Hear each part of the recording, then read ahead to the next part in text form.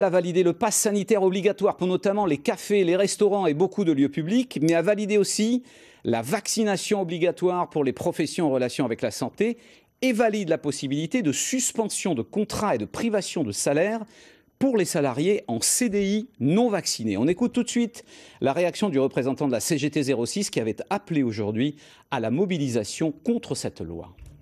On n'est pas surpris, par contre on est très inquiet sur la suite des événements, que ce soit au niveau de gestion de l'épidémie, puisqu'on va se retrouver avec un appareil, on va dire, hospitalier qui risque d'être en tension très rapidement, puisqu'il y aura des personnels qui ne seront plus disponibles, forcément, puisque ceux qui n'auront pas choisi de se faire vacciner eh bien, ne seront plus disponibles parmi le personnel hospitalier. Ça nous inquiète.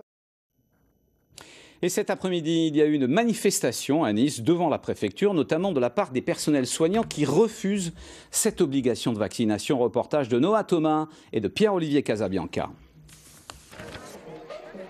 Être libre de se faire vacciner ou non, c'est ce que revendiquaient les manifestants rassemblés cet après-midi devant la préfecture de Nice. Parmi eux, une grande majorité de soignants.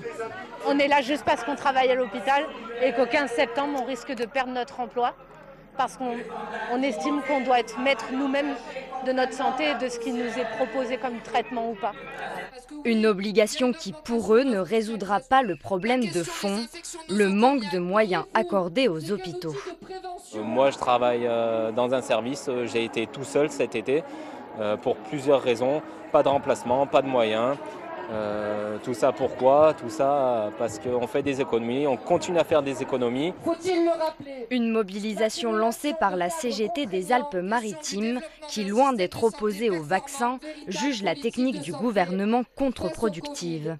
Ce qu'il faut aujourd'hui, c'est récupérer les brevets des vaccins pour pouvoir vacciner l'ensemble de la population mondiale.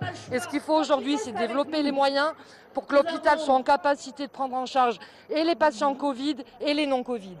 Dans le département, la mobilisation continue. La CGT Santé appelle le personnel hospitalier à se mettre en grève dès ce vendredi. Selon la RSO,